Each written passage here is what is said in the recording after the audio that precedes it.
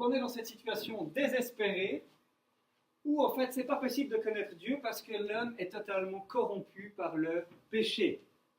Et ce qu'il faut, c'est qu'il faut donc cette révélation spéciale. Il faut que Dieu, en plus, déjà avant la chute, il faut qu'il se révèle, en plus des œuvres, donc il parle. Mais maintenant, même s'il parle, l'homme n'obéit plus, l'homme n'écoute plus. Dieu continue à parler à Adam et Adam désobéit. On peut résumer toute l'histoire de la Bible de la manière comme ça. Dieu parle à l'homme et l'homme répond soit dans l'obéissance, soit dans la désobéissance. C'est l'histoire de la Bible. Et comment faire donc pour connaître Dieu alors qu'on est pécheur et qu'on n'a pas envie de le connaître? C'est là que le principe de connaissance interne est essentiel. Notre cœur est corrompu. Et il faut qu'on comprenne la notion d'illumination. L'illumination fait référence à l'œuvre de Dieu dans la vie des croyants qui les rend capables de croire et de comprendre les paroles de la Bible. On va y revenir, mais c'est un concept important pour nous ce soir. Donc, quand le non-chrétien est confronté à la révélation spéciale, il s'y oppose. D'accord ? Quand Dieu parle, quand l'évangile est annoncé, voilà ce qui se passe. Jusqu'à aujourd'hui, c'est ce que Paul dit au sujet des Juifs. Quand les écrits de Moïse sont lus, quand la révélation spéciale elle est lue, un voile couvre leur cœur. D'accord ? Ils sont comme aveuglés. 2 Corinthiens 4, 3, 4. Si notre évangile est encore voilé, il l'est pour ceux qui périssent, pour les incrédules, dont le Dieu de ce monde a aveuglé l'intelligence, afin qu'ils ne voient pas briller l'éclat que projette l'évangile de la gloire de Christ, qui est l'image de Dieu. Donc l'évangile brille, mais eux, ils sont aveuglés, voilés, ils ne voient pas briller cela. En effet, le message de la croix est une folie pour ceux qui périssent, mais pour nous qui sommes sauvés, il est la puissance de Dieu.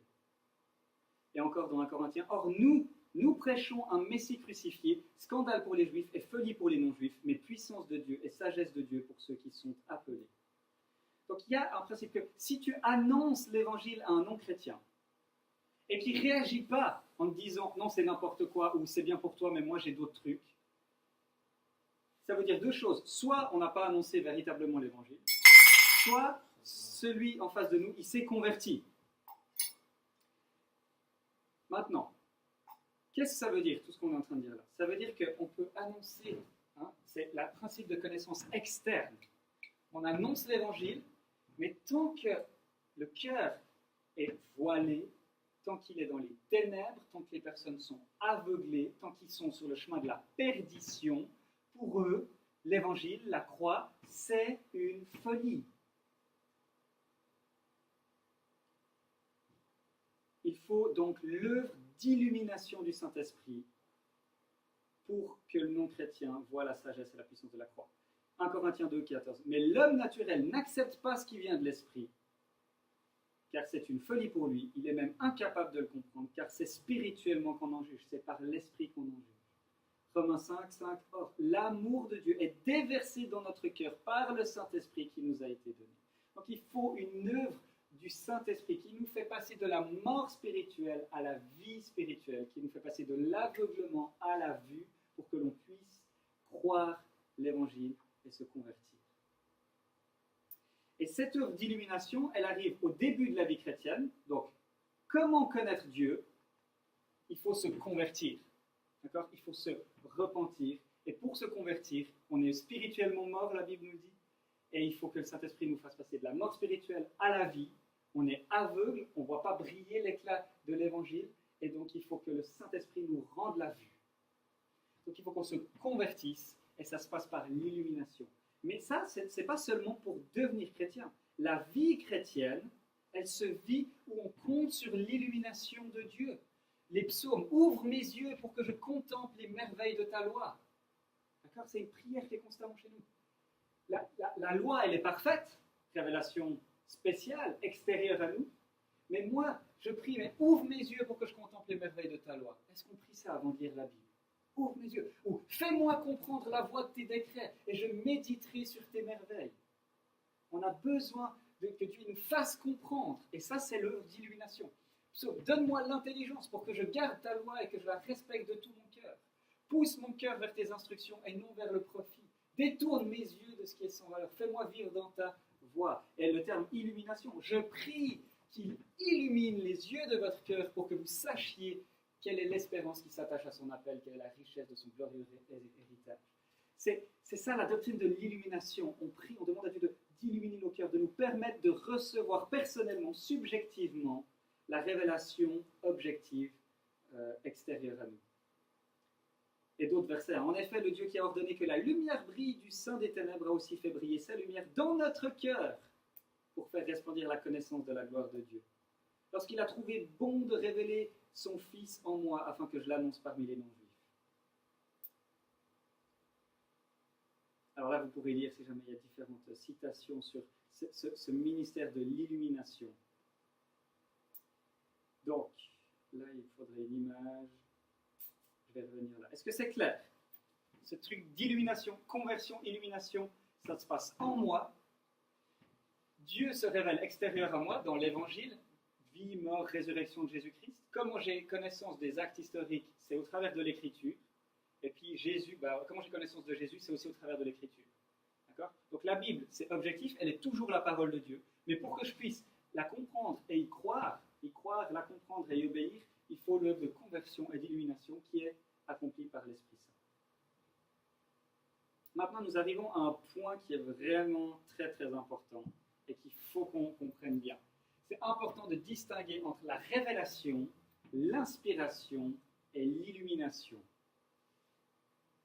Alors la révélation, qu'est-ce que la révélation? On a vu avant, c'est se révéler, c'est pour Dieu communiquer connaissance de lui-même ou de son œuvre. D'accord? Dans la Bible, Dieu se révèle. C'est Dieu qui communique des vérités au travers de ses apôtres et de ses prophètes. Ensuite, qu'est-ce que c'est que l'inspiration? L'inspiration, c'est le moyen par lequel Dieu va donner un message aux prophètes et aux apôtres. Et ensuite, il va leur dire, c'est pas seulement pour eux, il va leur dire, maintenant vous annoncez ce message au peuple.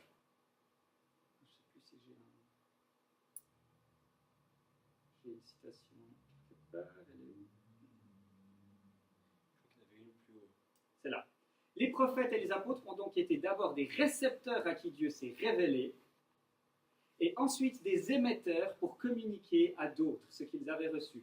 Ce double office est souligné dans l'expression qui revient si fréquemment dans le Lévitique. L'Éternel parla à Moïse et dit, ça c'est la révélation, donc Dieu vient et dit quelque chose à Moïse, et puis ensuite Dieu lui-même, il va dire, parle aux fils d'Israël et dis-leur. Voilà pour l'inspiration. Donc, on revient là, désolé. L'inspiration, c'est le moyen par lequel Dieu va conduire les prophètes et les apôtres pour que tout ce qu'ils vont dire et tout ce qu'ils vont écrire, ce soit la parole même de Dieu. Et là, on croit à un miracle. Comment c'est possible? On ne sait pas, c'est un mystère. Parce que les apôtres et les prophètes, ils vont être inspirés, ils vont être sous l'influence de l'Esprit Saint, mais ils vont parler avec leur intelligence, avec leur mode de communication, avec qui ils sont. Et en même temps, ce qu'ils vont dire, c'est la parole même de Dieu. Donc, Warfield définit l'inspiration de la façon suivante. L'inspiration est une influence extraordinaire et surnaturelle, ou passivement le résultat de cette influence, exercée par le Saint-Esprit sur les écrivains de nos livres sacrés, par laquelle leurs paroles sont devenues aussi les paroles de Dieu et sont par conséquent parfaitement infaillibles. Là, il y a un mystère qu'on confesse, que l'inspiration, le comment, Dieu n'a pas dicté des choses puis ils étaient là comme des machines. Non, il y a tout quelque chose de mystérieux. Mais toute l'écriture est inspirée de Dieu ou expirée de Dieu, est utile pour enseigner, pour convaincre, pour corriger, pour instruire dans la justice. La Bible nous dit que la Bible, elle est la parole de Dieu. Sachez avant tout qu'aucune prophétie de l'Écriture n'est une affaire d'interprétation personnelle, car ce n'est jamais par une volonté d'homme qu'une prophétie a été apportée, mais c'est poussé par le Saint-Esprit que des hommes ont parlé de la part de Dieu, donc les prophètes de l'Ancien Testament et les apôtres du Nouveau Testament. Maintenant, qu'est-ce que l'illumination? On l'a vu, l'illumination fait référence à l'œuvre de Dieu dans la vie des croyants qui les rend capables de croire et de comprendre les paroles de la Bible. Comment on articule tout ça? Voilà le magnifique schéma que j'ai repris dans un PowerPoint que j'ai trouvé qui est très aidant. L'inspiration. Donc on a le Dieu trinitaire qui se révèle. Il va se révéler dans l'Écriture. Comment il nous donne l'Écriture? C'est en inspirant les prophètes et les apôtres. que ce qu'ils vont dire et ce qu'ils vont écrire, ce soit la parole même de Dieu. Et puis ensuite, cette parole, elle est prêchée, elle est annoncée, d'accord? Et puis aux chrétiens. Et puis Dieu fait, ou à tout le monde, et Dieu fait l'œuvre d'illumination dans la vie des chrétiens pour qu'ils puissent recevoir cette parole. Et il faut l'illumination pour que les gens là, ils disent, oui, c'est la parole de Dieu. Dieu a inspiré les auteurs, et puis c'est donc lui qui nous parle. Oui, c'est la parole de Dieu. J'y crois, et je veux y soumettre ma vie. Et c'est l'illumination qui leur permet de comprendre et d'obéir. Et évidemment, c'est aussi le Saint-Esprit, c'est pas l'illumination, mais qui les fait passer de la mort à la vie, qui les convertit pour qu'ils puissent connaître. Ça joue avec ce schéma. On va voir après pourquoi c'est très important. Peut-être que certains savent déjà. Enfin, le grand enjeu, en fait, pourquoi c'est très important? Aujourd'hui, il y a beaucoup d'évangéliques ou de gens qui se disent évangéliques, qui confondent révélation et inspiration. Ils croient que quand ils sont inspirés, quand ils sont... pardon. C'est faux ce que j'ai dit. Ils confondent la révélation avec l'illumination. Les gens, on croit que tout d'un coup, on est touché, le Saint-Esprit nous permet de voir une vérité biblique comme jamais on l'avait vue, et on dit « Dieu m'a dit ». Dieu m'a parlé. Je pense que c'est un abus de langage de dire « Dieu m'a dit » directement. Dieu nous parle directement dans la Bible. Quand tu lis la Bible, tu peux dire « Dieu, il a dit ça aux Corinthiens, et voilà ce que ça veut dire pour moi ». Mais le dire « Dieu m'a dit », c'est pas grave, on peut le dire, mais c'est un abus de langage. Parce qu'en fait, Dieu, il ne dit rien de nouveau, il te permet à toi qui es aveugle, à toi qui es corrompu par le péché, de comprendre ce qu'il a déjà dit là, parce qu'il avait inspiré les prophètes. De la même manière, quand on prie pour le prédicateur dimanche, on ne demande pas qu'il soit inspiré. C'est le texte qui est inspiré. On demande à Dieu qu'il puisse prêcher fidèlement le texte, et que Dieu puisse illuminer le cœur des auditeurs pour qu'ils puissent comprendre et obéir au texte.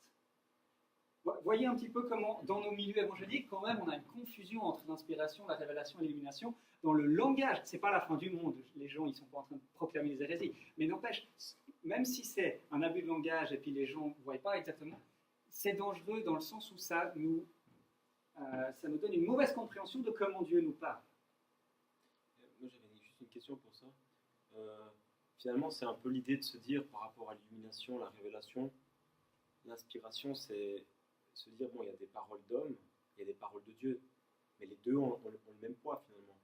Dans les 10 commandements, par exemple, ils sont écrits du doigt de Dieu, ouais. Mais ils ont le même poids que ce qui a été écrit par Paul, par Jean. Ouais, exactement. C'est ça.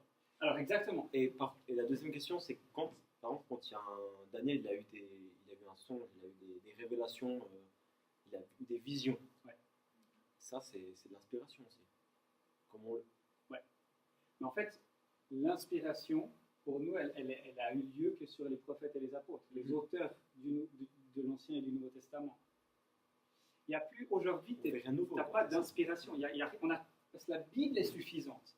Dieu a donné, la Bible, elle est suffisante. Dieu a donné tout ce qu'on avait besoin de savoir. Donc maintenant, il arrête d'inspirer. Maintenant, ce qu'il fait, c'est qu'il illumine. Et puis qu'il nous demande de prêcher fidèlement le texte. Et alors, beaucoup dans nos milieux, on croit que non, Dieu continue à révéler des choses. Mais en fait, si on dit que non, cette œuvre de révélation, finalement, elle continue directement, on dit que la Bible, elle n'est pas suffisante. Or, la Bible est suffisante. Et le canon est clos. Après, c'est peut-être un souci de terminologie. C'est possible, oui. Ouais. Pour plein de gens, c'est juste une question, c'est un abus de langage. Ouais. Pour d'autres, c'est clairement de l'hérésie. Mais ça, après, c'est pas... mais pour beaucoup, la plupart, c'est vraiment un abus de langage. Mais il y a des gens, même quand tu leur présentes ça, ils vont maintenir.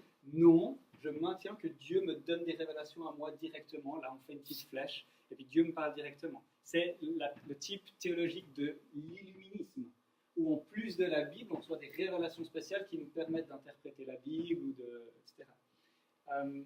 La doctrine protestante évangélique, c'est ça. Et de comprendre ces trois termes, je pense, nous garde de plein d'erreurs, mais aussi nous relaxe, quoi.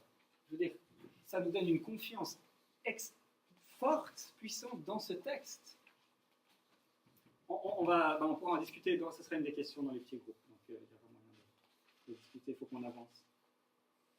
Donc là, il y a différentes citations Donc l'illumination ici est le témoignage intérieur du Saint-Esprit, ne la font pas devenir ce qu'elle n'est pas, mais nous la font reconnaître pour ce qu'elle est. Donc, hein, l'illumination, le Saint-Esprit ne vient pas faire quelque chose au texte. Il y a des gens qui disent la Bible elle est morte, et puis l'Esprit il vivifie. Puis, donc le texte, elle n'est pas parole de Dieu, il faut l'œuvre de l'Esprit pour qu'elle devienne parole. C'est faux. Non, non, non.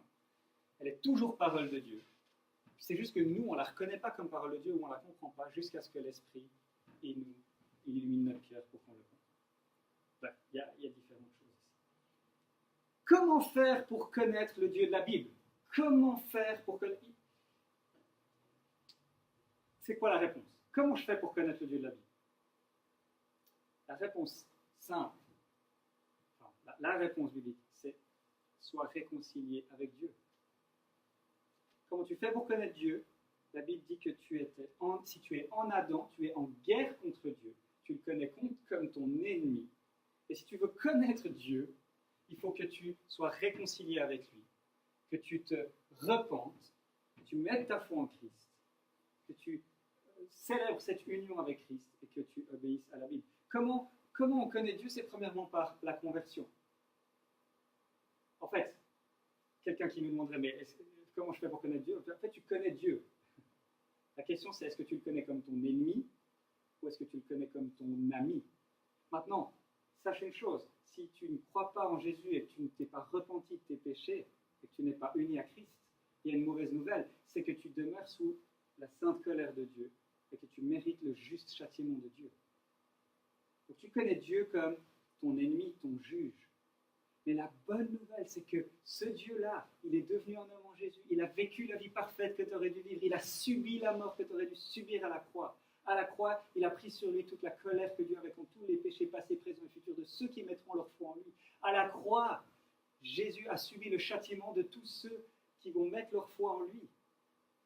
Pour tous les péchés passés, présents, passés et futurs qu'ils ont ou qu'ils vont commettre. Et ça, c'est la bonne nouvelle. Et si tu es réconcilié, si tu mets ta foi en Christ, la Bible dit que tu es uni à Christ, et donc tu connais Dieu non plus comme ton ennemi, mais comme ton ami, comme ton père, comme ton frère. Jésus devient ton frère, ton bon berger qui est mort pour toi. Et comment connaître Dieu? Ça veut dire que si tu vis cette expérience-là, qui est l'œuvre de l'Esprit, de la conversion, de l'illumination, tu vas reconnaître Jésus comme le Seigneur et le Sauveur de ta vie. Jésus sera le Seigneur, c'est-à-dire que ce n'est plus toi qui vas diriger ta vie, mais c'est Jésus qui le dirigera. Tu dis, mais je ne suis pas capable de diriger ma vie. Jésus, le bon berger qui est mort à la croix pour moi, je peux lui faire bien plus confiance à lui qu'à moi pour diriger ma vie. Et tu reconnais que Jésus est le sauveur de ta vie, que tu es incapable de te sauver parce que tu es totalement corrompu par le péché, mais que Jésus est mort à la croix pour toi. Et si tu as cette foi en Christ, le Saint-Esprit va témoigner à ton esprit que la Bible, c'est la parole de Dieu. Comment on sait que quelqu'un est chrétien? C'est qu'on voit qu'il a naturellement une confiance, il est attiré naturellement vers la Bible et il la reconnaît naturellement par la Bible. Pourquoi? Parce qu'il y a eu cette œuvre d'illumination, le témoignage intérieur de l'Esprit. Ultimement, c'est pour ça qu'on croit que la Bible, c'est la parole de Dieu. Et c'est comme ça qu'on connaît Dieu, où on va apprendre à connaître Dieu en lisant la Bible et en obéissant à ce qu'il enseigne.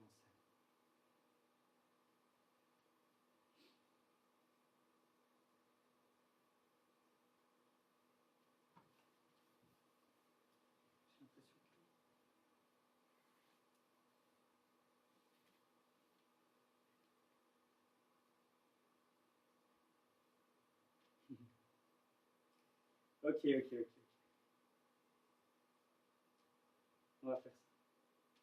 Ok, on a répondu à la première question, qui était comment est-ce que c'est possible de connaître Dieu? Maintenant, on va se demander comment est-ce que l'on grandit dans notre connaissance de Dieu. Et le déroulement de la logique, c'est ça. Comment est-ce qu'on grandit dans notre connaissance de Dieu? En lisant, en étudiant et en obéissant à la Bible. Comment est-ce que l'on fait pour lire, comprendre et obéir à la Bible? C'est là qu'on a besoin de la théologie. D'accord? On verra ce que c'est la théologie. Et puis, comment est-ce qu'on fait de la théologie? Il y a différentes disciplines de la théologie. Donc, tu ne veux pas faire un exercice maintenant? je vais finir le temps, et puis il y aura un exercice dans 2 minutes, mais j'ai le temps de juste faire ça. On va faire plus que 2 minutes. Mais, donc, pourquoi regarder dans la Bible? Parce que la Bible, c'est la parole de Dieu. D'accord? Quatre caractéristiques de la Bible. La Bible, elle fait autorité, elle est claire, elle est nécessaire et elle est suffisante. En tant que chrétien protestant évangélique, on croit que la Bible, nous devons confesser la Bible seule et la Bible dans sa totalité.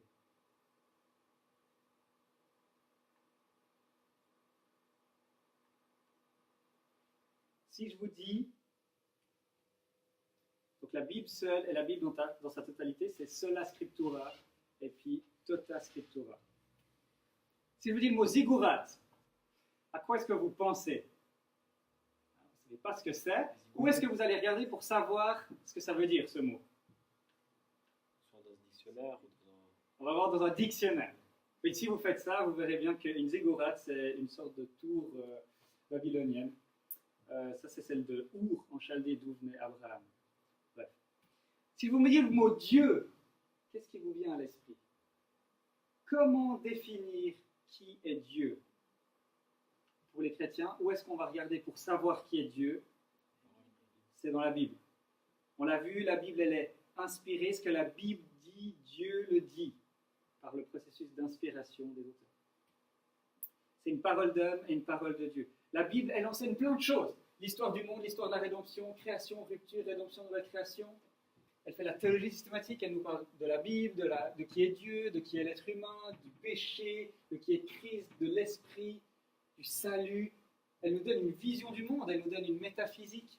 Qui est Dieu, qu'est-ce que l'univers, comment on connaît Dieu, une éthique, comment est-ce qu'on est censé vivre. Bref, la Bible, elle donne énormément de choses.